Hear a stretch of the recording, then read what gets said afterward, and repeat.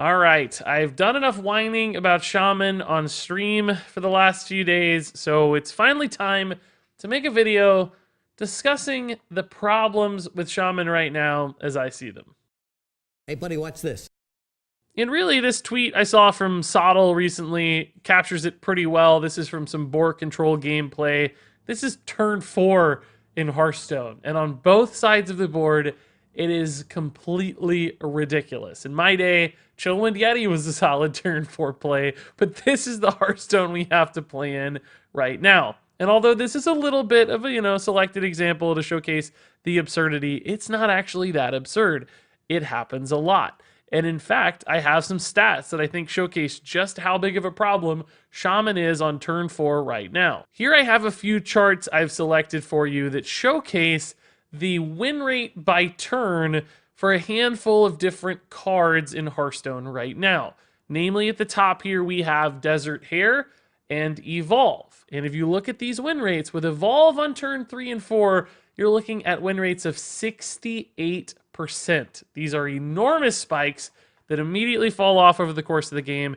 Now, you may remember in a previous video, we looked at similar stats for Mage and the Conjurer's Calling, Mountain Giant, Luna's Pocket Galaxy package, and even they didn't get this high, and Mage did eventually get nerfed because Blizzard decided it was a little bit too powerful, but still not as powerful as the turn 4 of Shaman currently. It's spiking even higher, which is crazy to me. If you compare that spike to other strong turn 4s, like the optimal turn 4 plays in meta classes, you'll see, for instance, in Hunter with Hyena, still doesn't get anywhere near 68%, even though that's considered a great 4-drop and one of the best decks in the game. And then finally, we have Edwin here, widely known as one of the spikiest win rate cards in Hearthstone. Absolutely steals games. Sometimes you get those big 10-10 Edwins early. Even Edwin, which is being played, by the way, in Tempo Rogue, which is gaining a lot of ground right now in the meta, still doesn't spike as high as a turn 4 Evolve. So it's pretty clear looking at this to me that Evolve stands above everything else when it comes to spiky win rates. And I think really spiky win rates like that are bad for the game. Now, you might propose a counter argument here that says, well, wait a minute, Regis, that win rate kind of gets washed out over the course of Hearthstone. Because if you look at the overall win rate for these Shaman decks, Quest Shaman and Evolve Shaman, it's not like they're way ahead of the rest of the meta. In fact, they're not even necessarily the highest average win rate decks. So that might be an argument to say, well, then it's really not a problem. So who cares if there's one or two really strong turns available to the deck that prop up its win rate? Well, I think the problem with that is that it's simply not fun to play against. If your opponent just has one big turn that you can't interact with, you can't plan for, you can't even design your deck for because Evolve results are random, that basically takes any sort of agency out of the game when you're playing against Shaman. You don't really get to decide. Either they hit it and you lose, or they don't hit it and maybe you have a chance to play a pretty fun Hearthstone game. But if they drop a Mogu Flesh Shaper Desert Hare Evolve on turn 4, well, you probably lost and there was really nothing you could do about it. So that's a really feel bad experience. Now, it's worth noting that there have been some Hearthstone team members on the design team who have commented on this in places like Twitter and have been discussing this with some of the more prominent and vocal community members out there in the Hearthstone space. It hasn't always been productive from the side of some of the more angry folks out there about Shaman, but at the very least, Hearthstone is interacting, perhaps not in a way a lot of people want, or not saying the things we want to hear, which is definitely frustrating. But I'm going to give them some credit for at least entering the Lion's Den there and trying to at least interact on some level. But one thing that came up in those discussions is that some people really have fun playing Shaman. And I think there's good evidence for that. It's far and away the most popular class in Hearthstone right now. And I actually think Quest and Evolve Shaman are pretty fun to play. Quest Shaman, you have a lot of decision points. You're adding a lot of cards to your hand. You're doing a lot of cool things, a lot of card manipulations. That's really enjoyable. Evolve Shaman's fun because sometimes you just high roll into crazy 8-drops on turn 4. You get a Tyrion. That feels awesome. Undoubtedly, they're great to play.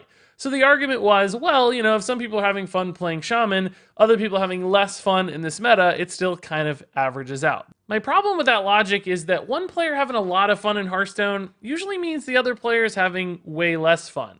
And you can't look at it from a system-wide approach. We're all individuals, we're people, right?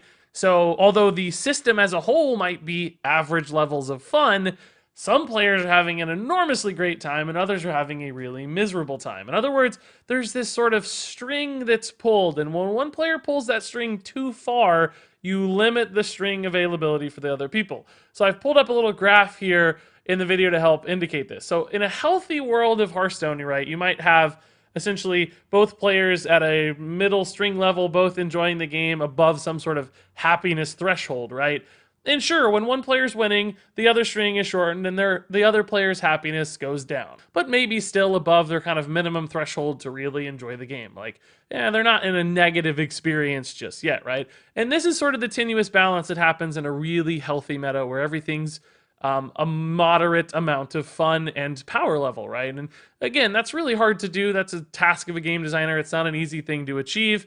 My arms are getting tired already holding these up. So there's a lot of work and luck kind of that goes into that, right? So I'm not minimizing the challenge here. I know it's hard to do. But what has happened is Shaman has pulled that string so far, I think, and it's been such a spiky, crazy level of fun for some people that the other string has been pulled way below the threshold for enjoyment into kind of a negative enjoyment level where there's really not much string left. There's some point where Shaman can be good and there's still some room left on the other side of it, right? And I think that's what Blizzard needs to really keep in mind, is keeping that level somewhere in a healthy range that it doesn't pull too far out of whack. I guess I'm issuing the challenge to Blizzard to pull back a little bit on Shaman.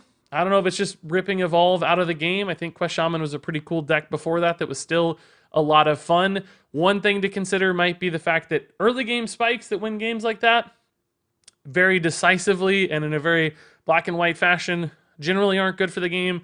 Another thing I'd say to consider is the fact that decks that are really, really fun kind of inherently, like Quest Shaman, where you've got a lot of moving pieces and a lot of interactions, perhaps those should be a little bit lower on a power level than decks that are perhaps a little bit more straightforward to play and a little less fun from an interaction standpoint. Because if those are good, the win rate's gonna bump up the fun level, right? But if the deck is fun and it has a great win rate, then it starts to dominate the popularity of the ladder.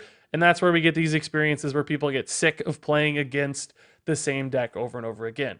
Now, again, huge design challenge. I'm not saying it's not. I recognize how hard that is, but I think if we could design the game, move the game in a little bit of a direction there where super fun decks aren't super good, but good decks maybe aren't quite as fun, we can help maintain that balance a little bit better. So to be honest, I'm not really proposing any direct solutions to this problem. It's a much bigger and longer design goal than pulling Evolve out of the meta I think can do.